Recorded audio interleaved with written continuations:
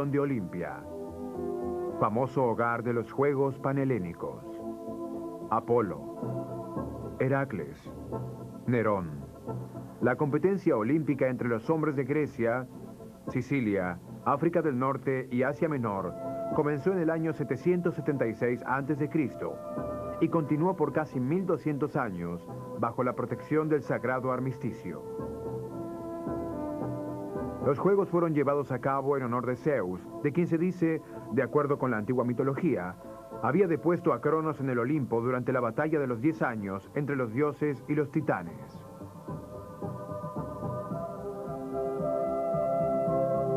Reyes, artistas, sabios, poetas y filósofos, Aristóteles y Platón entre ellos, solían asistir a los juegos.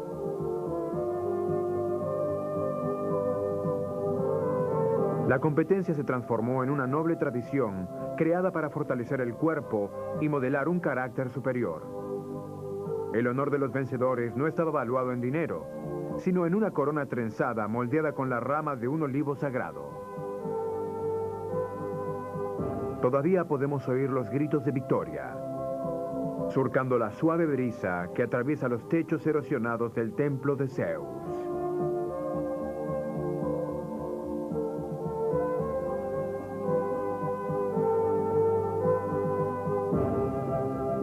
Los Juegos Olímpicos fueron abolidos en el año 393 después de Cristo, ante el decreto de Teodosio el Grande. Olimpia estaba desierta. El famoso templo de Zeus, la exedra de Herodes Atticus, el templo de Hera, la cripta, el estadio.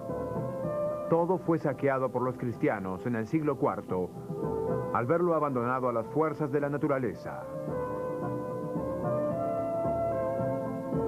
El segundo de 2 terremotos completó la destrucción en el año 551 después de Cristo.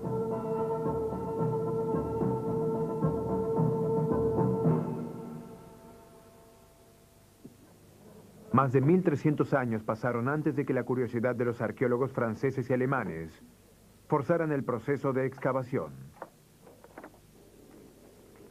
El templo de Zeus fue sacado a la luz por un equipo francés en 1829.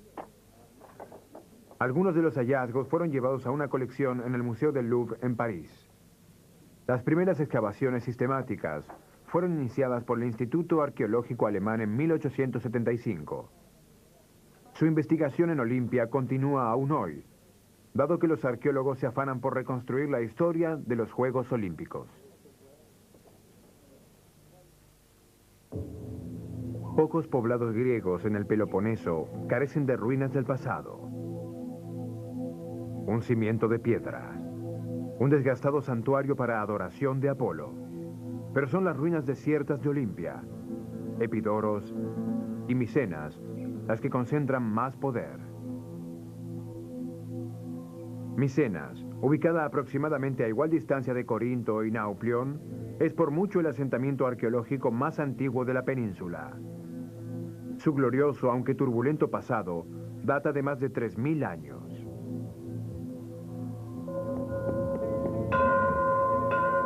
Agamenón, Clitemnestra, Orestes, Electra. La familia de Atreo, Decino Maldito. Las antiguas ruinas de la Acrópolis de Micenas todavía emiten sus desesperadas voces.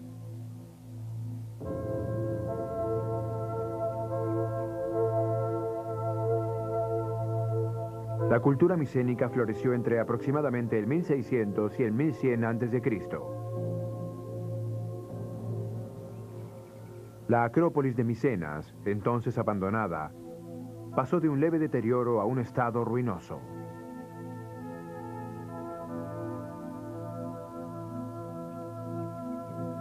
El renombrado alemán Heinrich Schliemann tomó a su cargo el trabajo de excavación en 1840. Aunque era mejor conocido por sus logros arqueológicos, su objetivo al explorar las ruinas micénicas era descubrir la verdad que se ocultaba detrás de los antiguos escritos de Homero. Schliemann triunfó, y los tesoros que sacó a la luz pueden ser vistos hoy en la sala micénica del Museo Arqueológico de Atenas.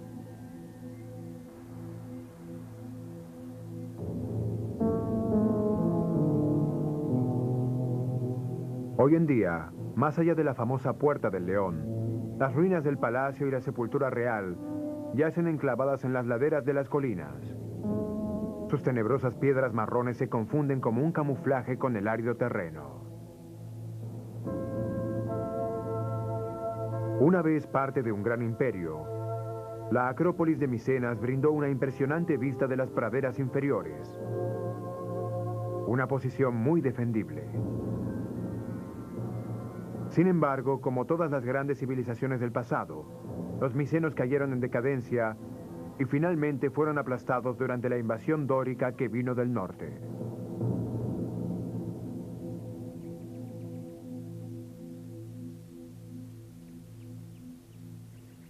Las raíces de la cultura micénica pueden ser rastreadas en Creta, la isla más meridional de Grecia. Ubicada en el mar Mediterráneo, Creta ha sido el centro de controversia geográfica por siglos, debido en parte a su proximidad con Turquía y con África del Norte. Aún hoy, su ubicación está considerada como muy estratégica. La ubicación de Creta la convirtió en el centro perfecto para la civilización europea más antigua que se conoce. La cultura minoica, bajo el liderazgo del rey Minos, rodeó el bello palacio de Knossos.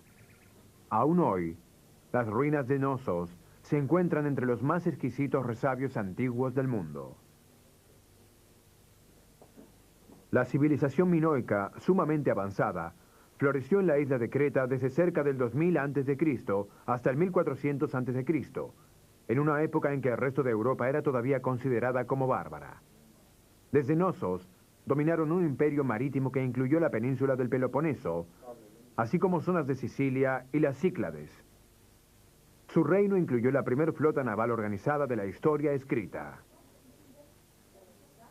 Los visitantes, especialmente los europeos, afluyen en grandes cantidades a visitar el Palacio de Knossos, que fue redescubierto por el arqueólogo británico Arthur Evans a fines del siglo XIX. Evans y su cuadrilla exhumaron, y en algunos casos reconstruyeron, mucho de Knossos, incluyendo el magnífico sur del Propileo. Los inimitables cuernos de la consagración y la exquisita sala del trono. Esta sala alberga el trono más antiguo de toda Europa. Algunas copias de frescos se encuentran en el ala oeste del palacio, en una luminosa sala restaurada, y fueron encontrados en la Casa de los Frescos. Separar el mito griego de la realidad es difícil, pero se cree que el imperio minoico fue creado y gobernado por el rey Minos. Esto no debería sorprender a nadie, excepto porque Minos es el legendario hijo del dios griego Zeus. Nadie parece estar seguro cuando, o incluso si, Minos vivió realmente, pero no existe duda de que la cultura minoica existió, y que ha quedado como una de las más grandiosas y brillantes civilizaciones de todos los tiempos. Aunque la cultura minoica decayó por muchas razones, fue una erupción volcánica en la isla de Santorini en 1450 a.C., lo que precipitó los devastadores terremotos y las altas mareas que sepultaron a Knossos.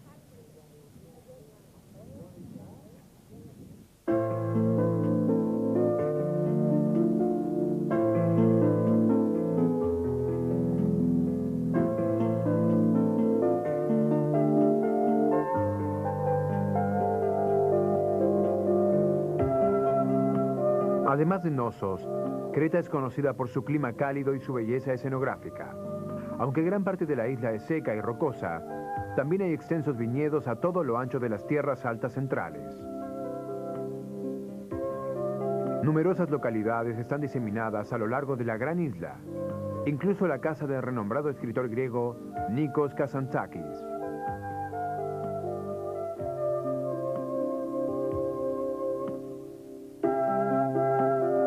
Pero Creta es, primero y principal, una isla para vacacionar. Tal vez el mejor ejemplo de ello sea el bello hotel El Ounda Mare, con sus numerosos bungalows y piletas de natación privadas. Por ser la isla más meridional, Creta también constituye un buen punto de partida para explorar las otras islas, Su proximidad con Santorini, aunque desafortunada para los minoicos, resulta una bendición para los transportadores de las islas. Muchos viajantes usan alguno de los numerosos ferries, aunque Olympic Airways brinda vuelos diarios entre las islas y el continente.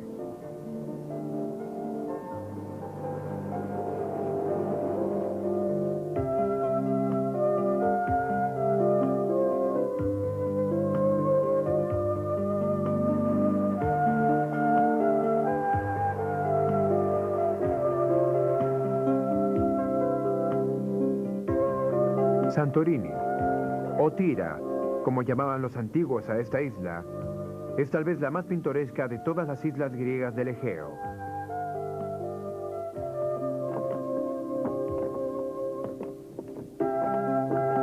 La isla es encantadora, con paisajes que cortan el aliento, bellísimas playas de arena negra y una mezcla asimétrica de casitas blanqueadas con los contrastantes barcos azules y verdes y los pórticos y los tenues tonos pastel.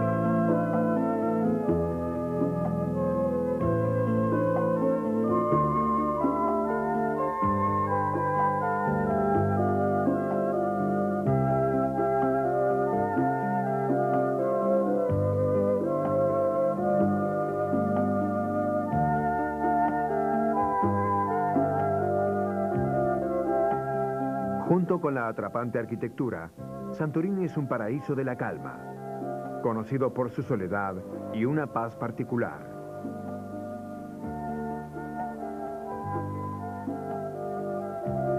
De todas las islas, los visitantes llegan aquí aparentemente con un cariz más tranquilo, buscando los famosos sol, arena y surf griegos, pero también el romance y el misterio del paisaje que Santorini y su gente tienen para ofrecer.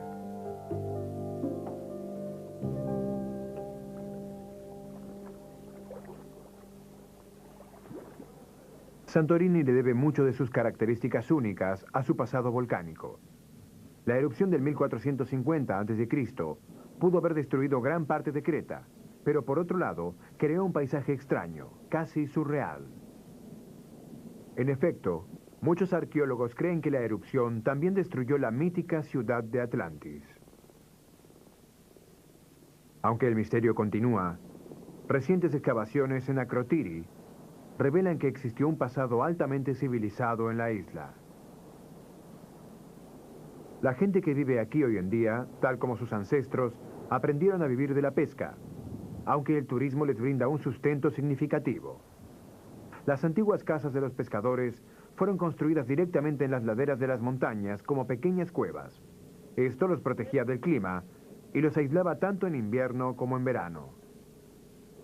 Hoy en día, muchas de las cuevas han sido restauradas y fueron convertidas en casas, restaurantes y lujosas villas como períbolas. Mientras Santorini personifica la definición de una tranquila escapada, la isla de Mykonos brinda un alegre opuesto. Como Santorini, Mykonos forma parte del mar Egeo, en una cadena insular conocida como las Cíclades. Por supuesto, Mykonos es una sucesión de playas, con su arquitectura indígena cubista en el Egeo. Pero lo que hace de ella un hit es su estilo de vida. Conocida como una isla de fiesta, la ciudad central de Mykonos representa diversión sin descanso.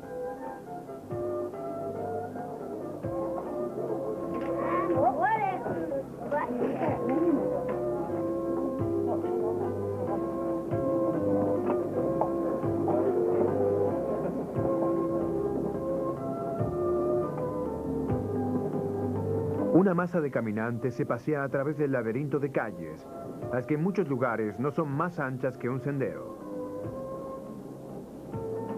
Es fácil perderse, aunque parte de la aventura consiste en descubrir los reducidos patios, las escaleras floridas y los extraños edificios que se alinean en los senderos.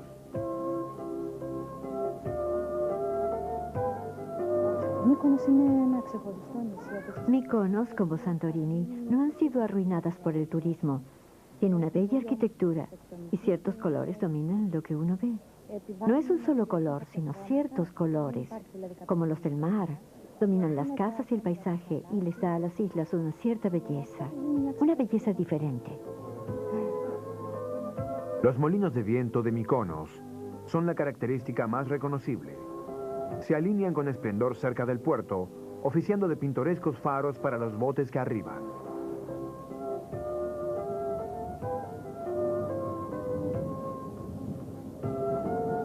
El puerto mismo bordea, literalmente hablando, la villa de Mykonos.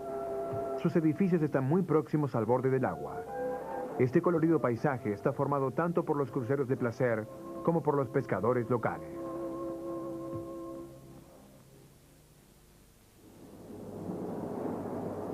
Muchas islas atienden a los adoradores del sol que afluyen a Grecia en los meses de verano. Pero el islote de Skiathos es una de las novedades de la zona, conocido como el verdadero escape. Skiathos también está ubicada en el Egeo, pero se encuentra a unos 200 kilómetros al norte de Mykonos, en un clima más templado. Skiathos, cuyo nombre significa sombra de Athos, es una isla densamente forestada, conocida por sus playas de arena increíblemente blanca y aguas color azul profundo.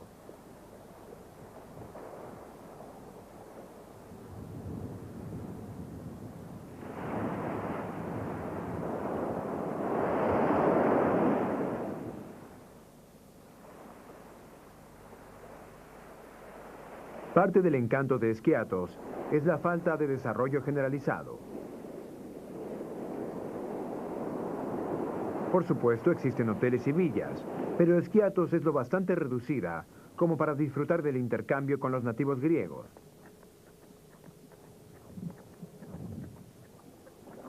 Skiathos también se jacta de tener uno de los puertos más hermosos de toda Grecia.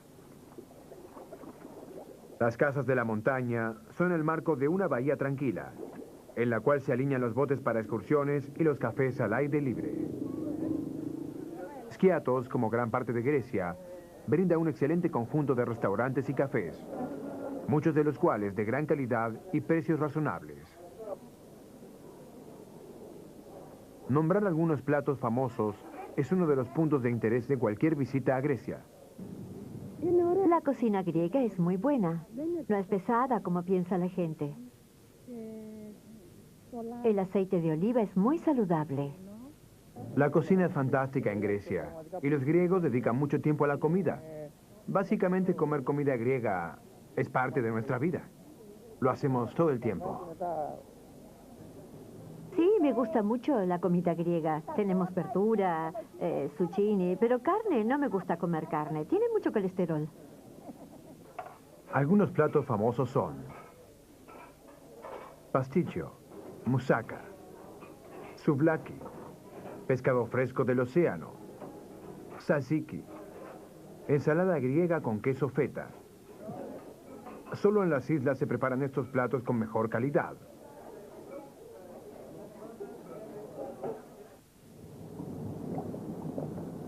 Viajando hacia el norte y el oeste de Grecia continental, encontramos una de las islas griegas más afamadas, Corfú, con su destacable mezcla de historias y tradiciones que incluyen las griegas, francesas, británicas y en especial las italianas.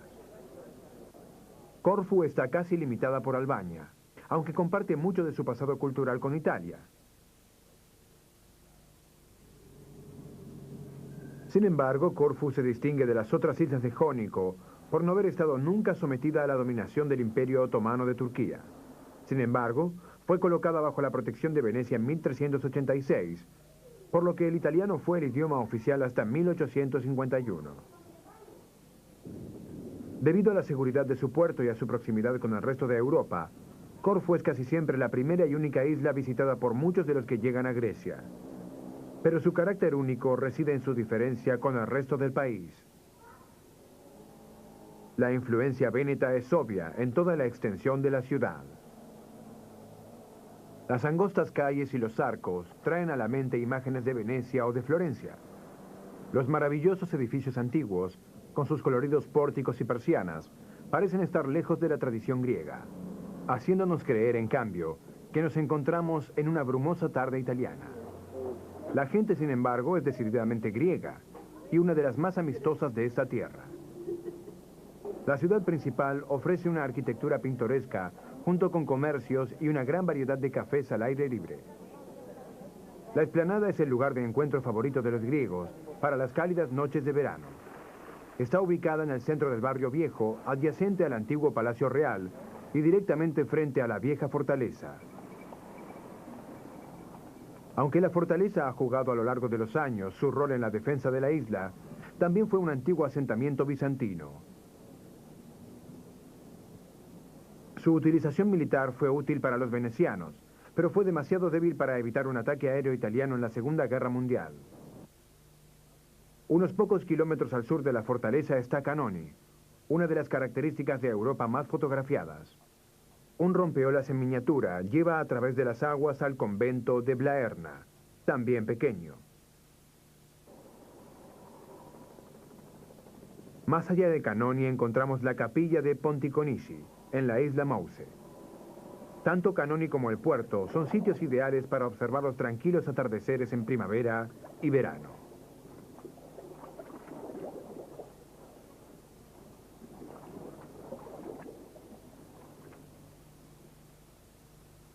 Ninguna visita a Grecia está completa sin una parada en Delfos, ubicada en el sur del continente, cerca de 150 kilómetros al oeste de Atenas a lo largo del Camino Sagrado. La reducida villa de la montaña descansa a la sombra del imponente monte Parnaso, sobre un precario montículo sobre la entrada de Pleistos. La vista sur incluye la bahía de Itea, abriéndose hacia uno de los más grandes olivares de toda Grecia.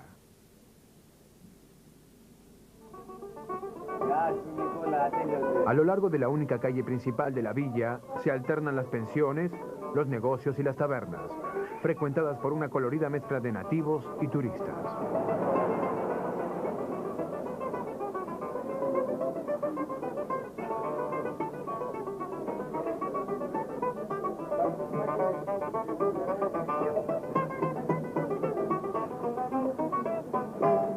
Pero Delfos es conocida por su mito, su espíritu y su tradición, rivalizando con la Acrópolis de Atenas en cuanto a relevancia histórica.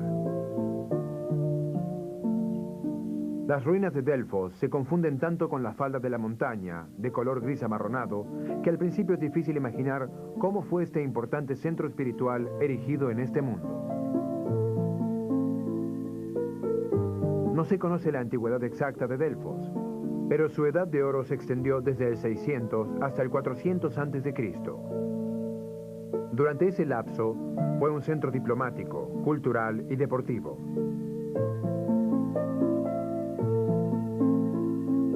La historia es parte de sus cimientos y sus columnas, inclinadas a lo largo de la empinada subida que cruza las ruinas. Por encima de las vivificantes aguas de los altos de Castelián y las misteriosas ruinas de Tolos, se yergue el impresionante santuario de Apolo. El santuario es como un jardín de piedra aterrazado, una especie de masa organizada de paredes y partes de columnas. Los tesoros de Siquión, Cibnos, Megara y Tebas. El tesoro y sus columnas dóricas fueron reconstruidos en 1904 por los franceses. Los fondos fueron provistos por la ciudad de Atenas. La restauración fue realizada casi íntegramente con los bloques originales de piedra y mármol encontrados en la zona. Al llegar al final del camino sagrado encontramos la base del trípode de Plataea y al final los resabios de la estructura principal de Delfos, el templo de Apolo. La fachada este del templo está en parte restaurada con columnas que recuerdan al Partenón. Por encima del templo de Apolo está el bien conservado teatro al aire libre. Construido en el siglo V a.C. y luego restaurado por los romanos, la fila superior de este teatro de 5.000 butacas ofrece una excelente vista de todo el santuario que se extiende a sus pies. Los juegos pitianos, justas deportivas y teatrales, tuvieron su lugar en el teatro y en otro estadio de 7.000 butacas. Desde este impactante mirador es fácil imaginar por qué Delfos era conocida como el ombligo de la tierra. Se dice que Zeus lanzó 2 águilas a volar en direcciones opuestas y que éstas se encontraron en Delfos. Su encuentro está representado por una piedra cónica que fue más tarde extraída del templo de Apolo y reside ahora en el museo.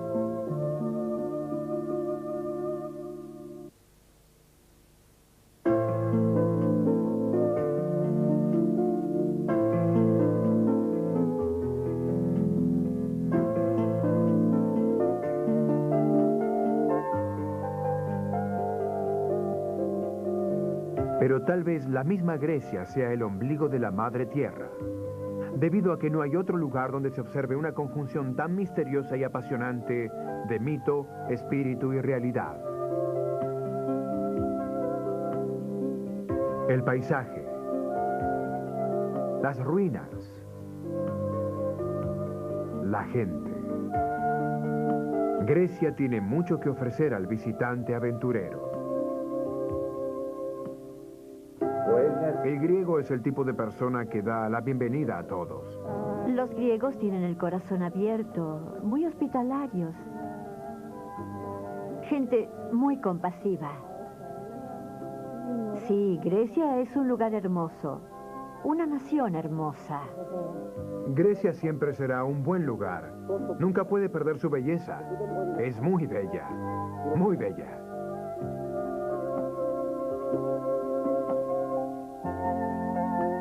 Desde las playas volcánicas de Santorini a los elevados monasterios de Meteora. Desde los pintorescos molinos de viento de Mykonos a los gloriosos triunfos de Olimpia. Desde las soleadas ruinas de Knossos a la majestuosidad de la Acrópolis, Grecia es el dominio de los dioses.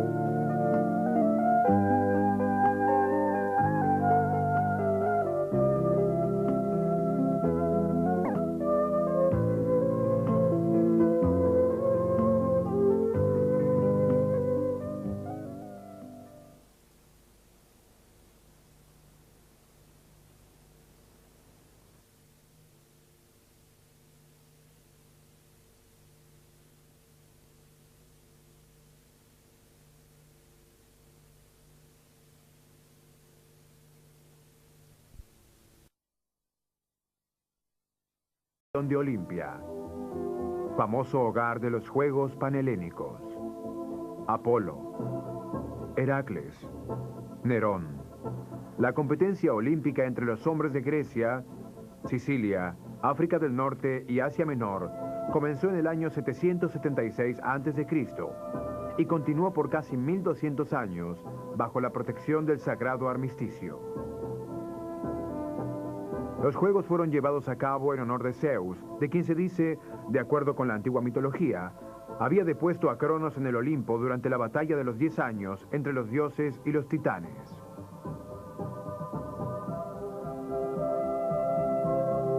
Reyes, artistas, sabios, poetas y filósofos, Aristóteles y Platón entre ellos, solían asistir a los juegos.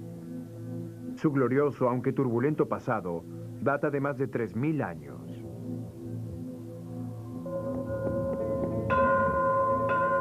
Agamenón, Clitemnestra, Orestes, Electra. La familia de Atreo, Decino maldito. Las antiguas ruinas de la Acrópolis de Micenas todavía emiten sus desesperadas voces.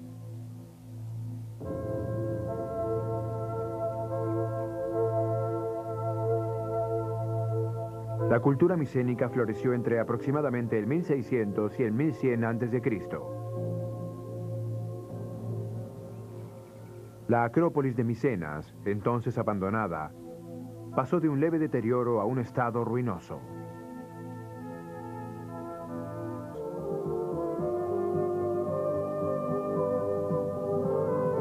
La competencia se transformó en una noble tradición creada para fortalecer el cuerpo y modelar un carácter superior. El honor de los vencedores no estaba valuado en dinero, sino en una corona trenzada moldeada con la rama de un olivo sagrado. Todavía podemos oír los gritos de victoria, surcando la suave brisa que atraviesa los techos erosionados del templo de Zeus.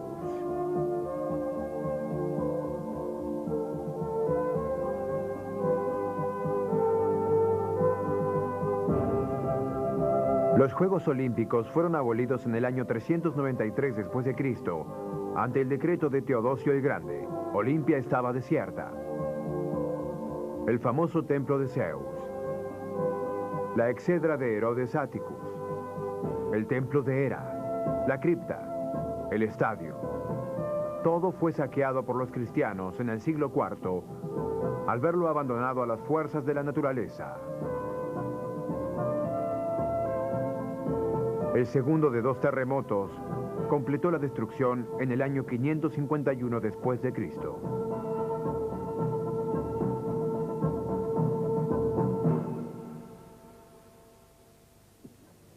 Más de 1300 años pasaron antes de que la curiosidad de los arqueólogos franceses y alemanes forzaran el proceso de excavación. El templo de Zeus fue sacado a la luz por un equipo francés en 1829. Algunos de los hallazgos fueron llevados a una colección en el Museo del Louvre en París. Las primeras excavaciones sistemáticas fueron iniciadas por el Instituto Arqueológico Alemán en 1875. Su investigación en Olimpia continúa aún hoy, dado que los arqueólogos se afanan por reconstruir la historia de los Juegos Olímpicos. Pocos poblados griegos en el Peloponeso carecen de ruinas del pasado. Un cimiento de piedra, un desgastado santuario para adoración de Apolo. Pero son las ruinas desiertas de Olimpia, Epidoros y Micenas las que concentran más poder. Micenas, ubicada aproximadamente a igual distancia de Corinto y Nauplión, es por mucho el asentamiento arqueológico más antiguo de la península.